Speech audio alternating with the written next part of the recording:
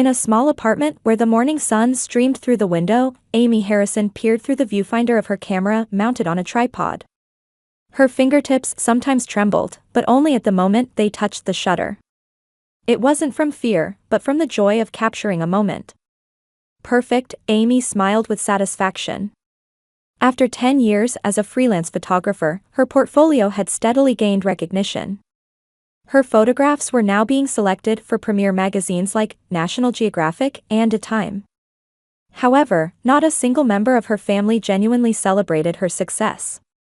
Amy's smartphone rang, notifying her of a call from her mother, Martha. Amy hesitated for a moment but took a deep breath and pressed the answer button. "Amy, are you listening? You received Brittany's wedding invitation, didn't you?" Martha's voice had its usual mix of sweetness and coldness. As a former model, her mother was a respected figure in Boston's social circles with her perfect makeup and elegant attire. "Yes, I received it. Make sure you dress properly. Don't show up in an embarrassing outfit like you did at last year's Christmas party." Amy closed her eyes. Last Christmas, she had come directly to her parents' home after a photo shoot in New York, wearing her casual jeans and sweater. Just for that, she endured mocking glances from Martha and Brittany all evening. "It's Brittany's special day. Don't ruin it with your presence." When the call ended, Amy threw herself onto the sofa. Since childhood, her position in the family had been below second place. Her father, George, was the president of a successful real estate company in suburban Boston. His concerns were always about family appearance and social status. When Amy said she wanted to study photography at art school, her father's face turned red with anger. "You can't make a living with photography." Nevertheless, Amy chose her own path. She graduated college with scholarships and night jobs, then became independent. Meanwhile, her sister Brittany was blessed with beauty like their mother and was successful as a model. She was always her parents' pride, the perfect daughter. Amy's phone rang again, this time with a message from Brittany. "Hey, are you busy with your photography work? Would you take pictures at my wedding?" "For free, of course. We're family, after all." Amy smiled wryly. Brittany recognized her value as a photographer only in terms of being free to use. Still, Amy sent a polite refusal. She knew that if she brought her camera and focused on taking photos, she would face criticism again. Brittany's fiancé, James Winston, was the son of an old wealthy New England family and a young executive at an investment bank. Her parents were delighted with the marriage, as it would further elevate the Harrison family's social status. Amy opened her computer and returned to editing her recent photographs. Children smiling and dancing in bright sunlight. It was a scene of family filled with unconditional love that she had never experienced. Living between Boston and New York, Amy had felt many times that leaving her parents' home was the right decision. Still, she was invited to family events like Christmas, Thanksgiving, and now Brittany's wedding. Probably to maintain the facade of a loving family. Amy took the invitation out of her drawer. An elegant cream-colored thick paper with gold printing. Brittany and James's wedding. A ceremony at a historic cathedral in suburban Boston and a reception at a 5-star hotel. It would surely be a fairy tale wedding. The phone rang with a call from an art director. Amy's photographs had been highly evaluated and would grace the cover of a famous magazine. This was a significant step for her career. While trembling with joy, she felt an impulse to tell her family first. But she was quickly brought back to reality. In the past, when she shared her successes, they would say it was just luck or a temporary, or they would completely ignore it. Her mother would say, "Anyone can take pictures of models," while Brittany would mock, "It's thanks to beautiful models like me." Her father would just lecture her to get a stable job. Amy decided to celebrate the news alone. On the wedding day, the historic St. Mary's Cathedral in Boston's suburbs was filled with excitement from early morning.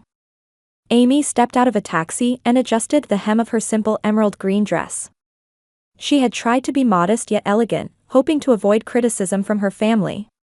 Inside the cathedral, white and pink roses reflected Brittany's taste, with transparent chiffon fabric elegantly hanging from the high ceiling.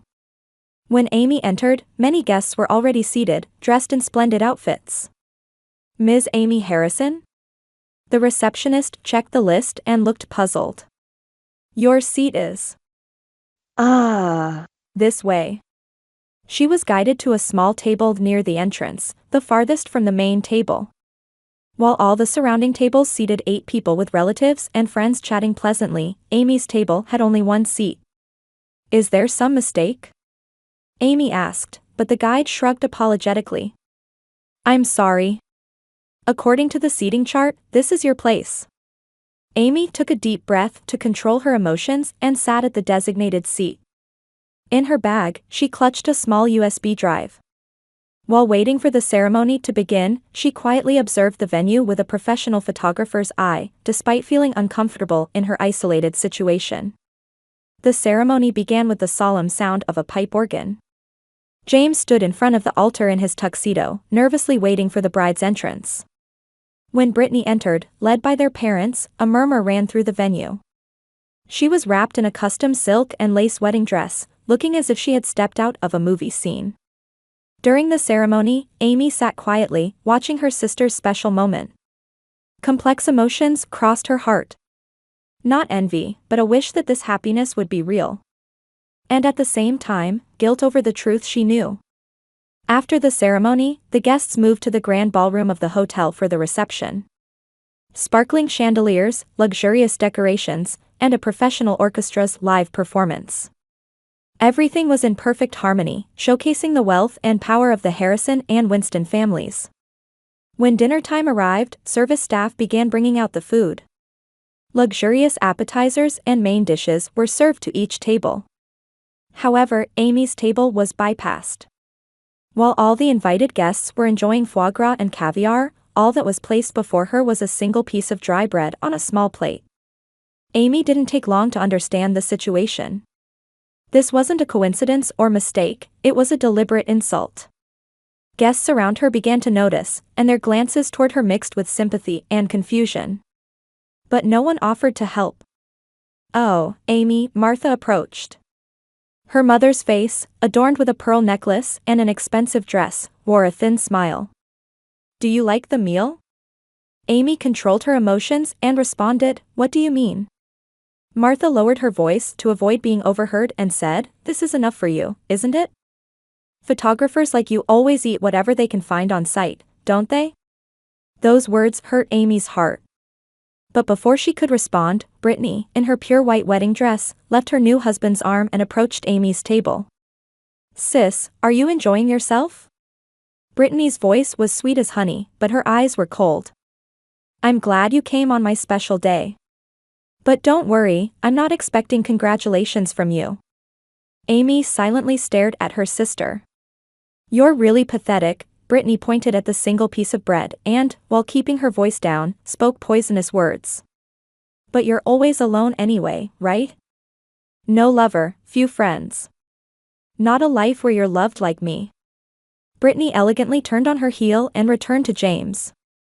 Martha also left with a malicious smile. Guests at nearby tables awkwardly looked away, trying to change the subject. Amy firmly gripped the USB drive she had taken from her bag. Her fingertips were trembling, but it wasn't from fear, it was a sign of determination. The time had come to show her answer to years of humiliation and insults, here and now. As time passed and dinner ended, the time for speeches arrived. The groom's father, Brittany's best friend, and George all spoke moving words, and the venue was filled with applause and laughter. As the scheduled speeches were coming to an end, the MC suddenly took the microphone and made an unscheduled announcement. May I have your attention, please? We have a few words from the bride's sister, Amy Harrison. Looks of surprise spread throughout the venue. Especially on the faces of her parents and Brittany, who couldn't hide their agitation. Amy stood up quietly and walked toward the stage with dignified steps. Good evening, everyone, Amy's voice was surprisingly calm. On my sister's special day, I've prepared a special gift. She handed the USB drive to the MC and gave quiet instructions. The MC, though a bit confused, passed it to the technician. Now, please watch this special video, Amy said, looking around the venue. A large screen came down, and the lights dimmed. As the video was about to start, Amy clearly saw Brittany and Martha's faces turn pale. "Wait," Brittany said quietly. Her eyes were wide with fear. The moment the first image appeared on the screen, she screamed, "Stop! Stop it now!" Martha also hurriedly stood up and raised her voice, "What is this?" But the video didn't stop. The eyes of more than 200 guests gathered in the venue were all fixed on the screen. What was displayed there was a shocking truth that no one had expected. Amy stood on the stage, smiling quietly, feeling the emotions she had bottled up for years being released. The first image on the screen showed a caption with the date and place from 6 months ago, Brittany Harrison engagement party, Boston Harbor Hotel. The video began with scenes from a luxurious engagement party held in the penthouse suite of a high-end hotel. Champagne toasts, smiling guests, and a kiss scene between James and Brittany. It looked like a perfect love story. "On this day, I was suddenly called by my mother," Amy's calm voice flowed as narration. "She wanted me to use my skills as a photographer to capture the party." The scene changed to show a conversation between Amy and Martha. It was clearly a secretly recorded video. "Amy, it's good you brought your camera. Can you take pictures of the party?" Martha's voice was sweet. "Of course. But since it's a sudden request, I don't have sufficient equipment," Amy replied. "That's fine. Oh, yes, since this is a family event, it's free of charge, of course," Martha said with a smile. "But, Mom, this is professional work." "What are you saying? It's for family, right? Are you asking for money? Are you trying to ruin Brittany's special day?" Martha's voice turned cold. The video returned to the party venue, showing Amy capturing natural expressions of guests and family as a professional photographer. Then, when she was filming near the bar counter, Brittany accidentally entered the frame. She was staring at her mobile phone in a corner of the venue and suddenly changed her expression. The camera captured her hands, and a close-up of the incoming message content appeared. "Waiting for you tonight at the usual place. Let's make this the last night we spend in my bed, not JW's, Mike." A murmur arose from the guests in the venue. James's face froze, and his parents were visibly upset. Brittany stood up and shouted, "It's a lie. This is edited," but the video continued mercilessly. "That night, I was planning to go home, but I went back to get something I had forgotten and accidentally witnessed Brittany meeting someone." The next scene was in the hallway of a luxury hotel. A small camera attached to Amy's camera bag captured Brittany exiting an elevator and heading to another room. When the door opened, a handsome man, not James, appeared and passionately embraced Brittany. "Mike, I couldn't wait," Brittany's sweet voice could be clearly heard. "Me neither. It's good that James is on a business trip," the man replied. The venue completely froze. James stood up and shouted in a voice trembling with anger, "What is the meaning of this?" The video continued. This time with a caption for a different date, 2 months ago, Harrison family mansion. Amy visits her parents' home. She opens the front door and calls out, but there's no answer. Hearing voices from inside, Amy heads in that direction. She stops just outside the dining room and listens to her parents and Brittany talking. "I'm worried about Amy," Martha's voice. "I heard her recent photo exhibition was successful, but I don't see what value it has." "She's always been our shame," George replies. "Her degree, her career, all chosen against our wishes. What does it matter if she's successful now? Sis is just a burden on this family," Brittany's voice continues. "I don't even want to invite her to my wedding, but I have to because relatives would think it's strange. Let's prepare a special seat for her," Martha laughs coldly. "A table all by herself, away from everyone. And a special meal too. Like a single piece of dry bread?" Brittany laughs. "Perfect for my pathetic sister." The video shakes with Amy's trembling hand as the three's cruel laughter echoes. Their sadness and anger seem to transmit through the camera. In the venue, the guests' expressions were changing. They had initially been surprised by Brittany's betrayal, but now they were beginning to look at Amy with sympathy. Martha and George sat at their table, their faces red and unable to move. The video continued, revealing one humiliation after another in Amy's life. The day when her parents prioritized Brittany's ballet recital on Amy's 10th birthday, canceling her birthday party. The day when her parents didn't show up for her high school graduation, instead accompanying Brittany to a model audition. The day when not a single family member came to Amy's first photo exhibition. Then the video moves to a decisive scene. With a caption, "1 week ago, Ritz-Carlton Hotel," it shows Brittany and the man called Mike meeting secretly in the hotel lobby. "How are the wedding preparations?" Mike asks. "Annoying. But I want James's money and status," Brittany answers. "We can continue our relationship after I'm married. He travels for business 3 days a week anyway. Is that okay? Getting married to someone you don't really love? Love doesn't matter. What I want is a stable life and social status." And Mom and Dad are delighted too. With the connection to the Winston family, Dad's business can expand. The video then switches to a conversation between George and Martha recorded in another place. They are discussing Amy's photo exhibition. "It seems Amy's photo exhibition was featured in the New York Times," George says, looking at a newspaper. "Don't worry about it," Martha says coldly. "Her success means nothing to us. Instead, let's think about how to damage her reputation. The more famous she becomes, the more questions people will ask about our family." "Right," George agrees. "I'll spread rumors among my real estate clients that her photos are technically inferior and masked by editing." As the video nears its end, a final scene is shown. Amy alone in her apartment, looking at old family photos.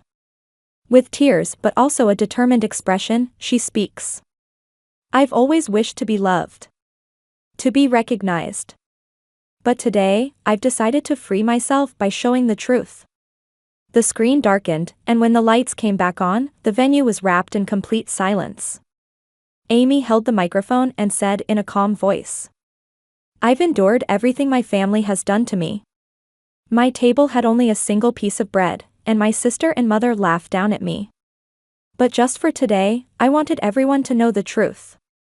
She turned to James and continued. "James, you are not at fault. You are sincere and deserve true love. Please find real happiness." As Amy was about to leave the stage, the frozen atmosphere in the venue suddenly broke. "Wait." Brittany's voice, almost like a scream, echoed. She grabbed the hem of her wedding dress and approached Amy, trembling with anger. "What have you done? You've ruined my life." Brittany's makeup was ruined with tears, and her once beautiful face was now distorted with anger and fear. Behind her, James stood motionless. His face was pale, and his lips were trembling. "Explain, Brittany." James's voice was low and controlled, but the anger it contained was evident. "Is that video true?" "Jamie, no." Brittany turned around, suddenly adopting a weak voice. "That was edited. It comes from Amy's jealousy." "Stop lying." Martha interrupted. She climbed onto the stage with trembling legs and confronted Amy. "You, exposing family shame in public, what do you gain from this?" George also stood up and followed his wife, raising his voice, "Are you satisfied?" Amy quietly looked at her parents. There were no tears in her eyes, just relief from being freed from years of pain. "Satisfied?" Amy said in a small voice. "You never once tried to understand what I wanted. All I wanted was to be recognized as family. To be loved. That's all." The atmosphere in the venue began to change. What had initially been just surprise and confusion among the guests now gave way to small whispers. The Harrison family always mistreated Amy. That video was shocking. To think Brittany was betraying him. Amy's photos are wonderful, but her parents never acknowledged it. James quietly stepped forward. His expression was hard and determined. "Enough," he said calmly. "Brittany, it's clear why you were trying to marry me. Just for money and social status." "No, Jamie." Brittany grabbed his arm. "I love you. Love? James shook off her hand. You don't know the meaning of that word. He slowly removed the engagement ring from the ring finger of his left hand and placed it on the table. This wedding is over. A stir arose from the venue, and the Winston family relatives stood up in dismay. James's father placed his hand on his son's shoulder and said, "James, calm down," but the young man shook his head. "Dad, I am calm enough. This marriage was a mistake. I'm glad it became clear today." Brittany turned to James's parents with a desperate expression. "Please, tell him. This is a misunderstanding." However, the Winston couple only returned cold glances. The elderly lady said, "You were about to tarnish our family's honor. I'm really glad James learned the truth." Martha and George were in a panic. For them, this marriage was more than just their daughter's happiness. The connection with the Winston family had immeasurable value for their business and social status. "Amy, please," Martha suddenly changed her attitude and turned to Amy with a pleading voice. "This is a family matter. To do such a thing in public, please, don't expose us to more shame." "What are you saying now?" Amy quietly replied. "You've neglected me for over 30 years. The seating arrangement today, the meal of a single piece of bread, it was all planned, wasn't it?" George looked at Martha with a confused expression. "A piece of bread? What are you talking about?" "Oh, you didn't know?" Amy said. "It was a nice surprise from Mom and Brittany. Only a dry piece of bread was served at my seat." George's face turned red. "Martha, did you do that?" "Well, she is." Martha faltered. "Enough," George said tiredly. "Tonight's disaster is enough. We're going home." However, just as they were about to move, a voice came from the entrance of the venue. "Amy Harrison." A tall woman in an elegant black dress approached. Her sophisticated demeanor and sharp gaze told of her being a heavyweight in the art industry. "Clarissa," Amy exclaimed in surprise. "Why are you here?" "I wasn't invited, but I wanted to see your video work," Clarissa Miller smiled. She was the owner of one of New York's most influential art galleries and had built the careers of many photographers. "We had an appointment to discuss preparations for your exhibition, remember? When I couldn't reach you, I called your parents home and heard about your sister's wedding." Amy was at a loss for words. Clarissa looked around the venue and seemed to understand the screens and the chaotic situation. "I see, an interesting development," she turned to Amy. "The offer for your photo collection exhibition, Family Portraits, Truth and Illusion, is still valid. What I saw today proved how sharp your vision is." Martha and George were dumbfounded. They were facing, for the first time, the fact that their daughter was discussing work with a renowned gallery owner. "Photo collection?" George opened his mouth. "What kind of content?" "It's natural you don't know," Clarissa said coldly. "Few people can understand Amy's talent. Her work has the power to reflect human truth hidden beneath superficial beauty. Today's performance was proof of that, I think." Clarissa took Amy's arm and said, "Come, let's leave this place. There's no time to waste your talent in a place like this." Amy looked around. Her once radiant sister was now contorting her face with tears and anger, and her parents were rigid with shame and confusion. The grand wedding was ruined, and the Winston family people were quietly beginning to leave the venue. "I've had enough," Amy said quietly. "I was able to show the truth. That's enough for me." She was about to leave the venue with Clarissa when James stood in her way. "Amy," he said with a serious expression. "Thank you. I'm grateful for your courage." Amy smiled and said, "You're a good person, James. Find true love." Just before leaving the venue, Amy looked back at the image of her disintegrating family. It had been the source of her pain for many years, but now it no longer had the power to control her. "Goodbye," she whispered softly and took a step toward her new life. Getting into Clarissa's luxury car, Amy breathed a deep sigh. The spring night breeze came through the window, gently caressing her cheek. It was like a liberating wind announcing the end of a long winter. "What will you do now?" Clarissa asked. Amy looked up at the night sky and smiled genuinely for the first time. I'll continue to take truthful photographs. Because that's my mission. 1 year later, in Manhattan's upscale gallery district. A banner saying "The Moments of Truth, Amy Harrison Photo Exhibition" was hung at Clarissa Miller's gallery. A long line had formed before opening, and New York art lovers were gathering. Amy stood in the center of the gallery, dressed in a simple black dress. Around her were photographs she had taken, captivating the visitors. Powerful composition, vivid colors, and above all, her talent for capturing truthful moments of her subjects overflowed from each work. The New York Times, Art Forum, and National Geographic, all major media, praised her talent, and the exhibition was an unprecedented success. The name Amy Harrison was now widely recognized as an international photographer. Your success is deserved, Clarissa said. She was smiling with a champagne glass in hand.